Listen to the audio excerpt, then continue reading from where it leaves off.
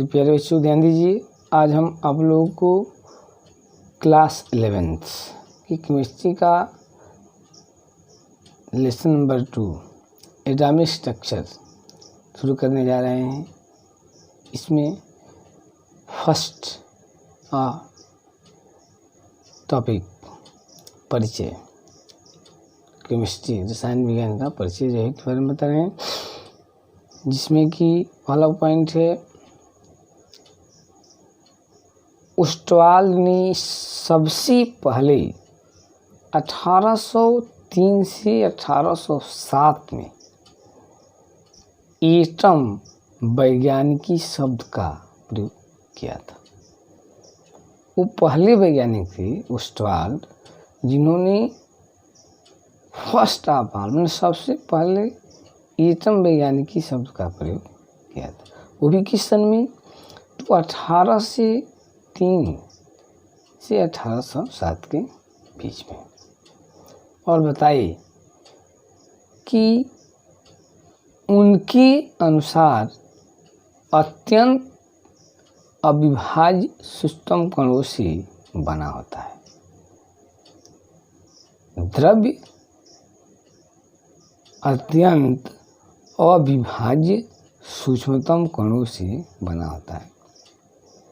संसार की जितनी भी वस्तुएं हैं वो द्रव्य से बनी हुई है, और वह द्रव्य किससे बना हुआ है भाई? तो अत्यंत सूक्ष्मतम अविभाज्य कणों से।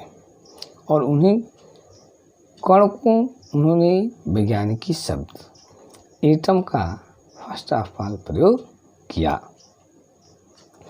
थर्ड उन्होंने कहा कि यह रासायनिक क्रिया में भाग लेता है। वह सूक्ष्म कण जो है मैटर का, द्रव्य का, वो रासायनिक अभिक्रिया में भाग लेता है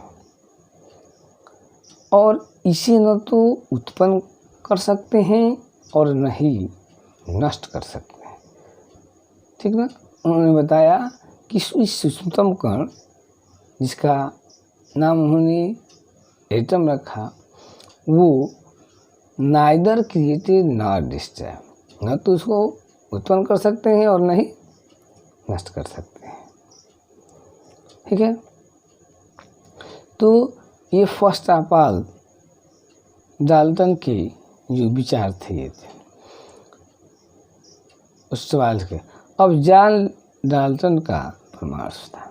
उसके बाद जॉन डाल्टन ने जो रसायन विज्ञान है उसके आधुनिक नींव डाली। और किसके आधार पर भाई? तो जॉन डाल्टन ने द्रव्य के संरक्षण सिद्धांत, स्थिर अनुपात तथा गुणित अनुपात के नियम के आधार पर परमाणु का सिद्धांत प्रस्तुत किया, जिसके मुख्य बिंदु निम्न हैं। पहला क्या था भाई? तो डाल्टन के अनुसार ये था पहला बिंदु कि द्रव्य अत्यंत सूक्ष्मतम अविभाज्य कणों से बना होता है। क्या होता है कि द्रव्य अत्यंत सूक्ष्मतम अविभाज्य कणों से बना होता है, जिसको हम एटम कहते हैं। क्या कहते हैं? एटम। ए मीन्स नॉट, टम मीन्स कट। क्या होता है? एटम। ए मीन्स नॉट, टम मीन्स कट। एटम से बना होता है। सेकेंड नंबर, एक ही तत्व की एटम परमाणु शेप, साइज और भार में समान होते हैं, जबकि भिन्न भिन्न तत्वों के परमाणु शेप, साइज में भिन्न भिन्न होते हैं। Second number. थर्ड नंबर उन्होंने बताया कि परमाणु रासायनिक अभिक्रियाओं में भाग लेते हैं और नए यौगिक का निर्माण करते हैं। परमाणु क्या होते हैं भाई? रासायनिक अभिक्रियाओं में भाग लेते हैं और नए यौगिक का निर्माण करते हैं। ठीक है।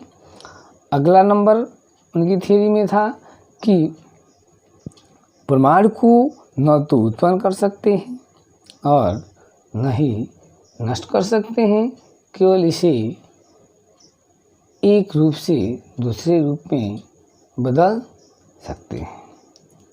इसके बाद इनका अगला पॉइंट था कि भिन्न भिन्न तत्वों के परमाणु एक नियत अनुपात में संयोग करके यौगिक का निर्माण करते हैं।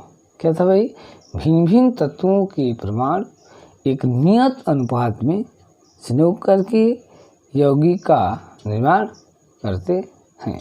तो ये डाल्टन की जो कि मुख्य बातें थी, ठीक ना। लेकिन कुछ इनके थ्योरी में असंतुष्टियाँ थी, जिसके लिए इनकी थ्योरी मान्य नहीं हुई और बाद में जो है कि इसको आउट कर दिया गया। उसके बाद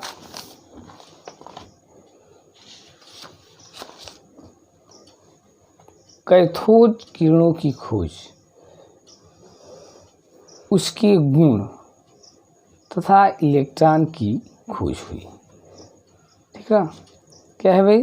तो कैथोड किरणों के गुण तथा इलेक्ट्रॉन की खोज, property of cathode ray and discovery of electron, किसके द्वारा किया गया भाई?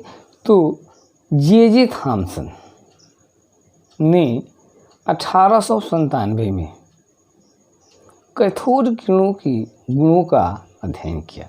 इसलिए कि भाई जे थॉमसन ने 1897 में कैथोड किरणों के गुणों का अध्ययन किया और कुछ मुख्य बिंदु प्रस्तुत किया। क्या किए भाई वो? तो एक निर्वात नलिका लिए और उसमें 2 इलेक्ट्रोड लगा दिए, धनात्मक और ऋणात्मक। एक को बैटरी के ऋणात्मक सिरे से जोड़ दिए, जिसको कैथोड कहा गया, और दूसरे को धनात्मक सिरे से जोड़ दिए, इसे एनोड कहा गया। जब विद्युत विसर्जन किया गया तो देखा गया कम दाब और उच्च विद्युत विसर्जन किया गया हाई वोल्टेज पर, उच्च जो है कि विभव पर, तो देखा गया कि कैथोड प्लेट से कुछ अदृश्य किरणें निकलती है और एनोड की ओर जाती है। चूँकि ये किरणें कैथोड से निकल रही थी, इसलिए इन किरणों को कैथोड किरणें कहा गया और थॉमसन ने इन किरणों के गुणों का अध्ययन किया और कुछ बिंदु उन्होंने प्रस्तुत किया जो निम्न है। क्या था भाई? तो फर्स्ट, कैथोड किरणें सीधी रेखा में चलती है। ये देखा गया कि गुणों का अध्ययन किया गया तो देखा गया कि किरणें सीधी रेखा में चलती है। तो कैसे पाया गया भाई? तो जब कैथोड किरणों के मार्ग में कोई वस्तु रखा जाता था तो उसका सामने वाली दीवार पर छाया बनती थी और इस आधार पर माना गया कि कैथोड किरणें सीधे चलती है, जिससे रखी हुई वस्तु का सामने वाले दीवार पर छाया बना रही है। दूसरा, कैथोड किरणें मार्ग में रखे हल्के पहिए को घुमाती है। कैथोड किरणों का एक और भी गुण था कि उसके मार्ग में यदि हल्का पहिया रख दिया जाए तो उसे घुमा देती है। मतलब कि कैथोड किरणों में गतिज ऊर्जा पाई जाती है। मीन्स यह द्रव्यमान वाले कणों से बनी होती है। गतिज ऊर्जा हाफ mv² होता है, जिसमें कि मास वेलोसिटी तो होती है और मास भी होता है। यदि मास को 0 कर दे तो वेलोसिटी भी 0 हो जाएगी। और है भाई, मतलब कि नहीं, ये किरणें छोटे छोटे कणों से बनी हैं, जिसमें कि द्रव्य का गुण है। इसके बाद थर्ड नंबर, कैथोड किरणें विद्युत चुम्बकीय क्षेत्र में धनात्मक प्लेट की ओर बढ़ती है और इन किरणों के को विद्युत और क्षेत्र में रास्ते में मार्ग में विद्युत और चुंबकीय क्षेत्र उत्पन्न कर दिया जाए तो ये किरणें धनात्मक प्लेट की ओर मुड़ी जाती है। मतलब इन पर ऋण आवेश होता है, तभी ये किरणें धनात्मक प्लेट की ओर क्या होती है, मुड़ जाती है। प्रश्न नंबर का है कि उच्च गलनांक की किसी धातु से टकराकर एक्स किरणें उत्पन्न करती है। यदि ये किसी उच्च धातु की से टकराती है तो उससे एक्स किरणें का उत्सर्जन होता है। किससे? कैथोड किरणें यदि किसी उच्च धातु से टकराती है तो उससे एक्सरे उत्पन्न होता है। 5 नंबर है कि कैथोड किरणें धातु की पतली पन्नी में ताप दीप्त उत्पन्न कर देती है। मतलब कि यदि पतली पन्नी से टकराए तो उसको गर्म कर देती है, ठीक है। इसे हम कहते हैं ताप दीप्ति, ठीक है। आगे है आपका उपयुक्त अध्ययन से पता चलता है कि सभी परमाणुओं का मूल घटक होता है इलेक्ट्रॉन। सभी परमाणुओं का क्या होता है? मूल घटक होता है, ठीक है ना। तो जे थॉम्सन ने 1897 में पहली बार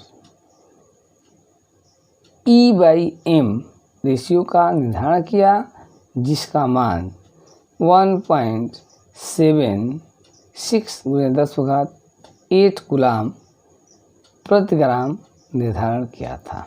कौन वही? तो जे थॉम्सन जो थे, उन्होंने सबसे पहले 1897 में पहली बार E/m रेशियो का निर्धारण किया, ठीक। और इस रेशियो का वैल्यू कितना बताया उन्होंने? 1.76 × 10⁸ कूलाम प्रति ग्राम निर्धारित किया। इलेक्ट्रॉन की विशेषता देखते हैं क्या होती है भाई। तो जे थॉम्सन तथा मिल्टन ने सिद्ध किया कि इलेक्ट्रॉन द्रव्य का मौलिक कण होता है।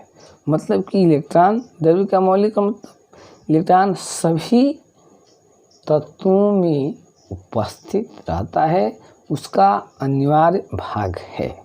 मौलिक कण मीन्स अनिवार्य भाग है।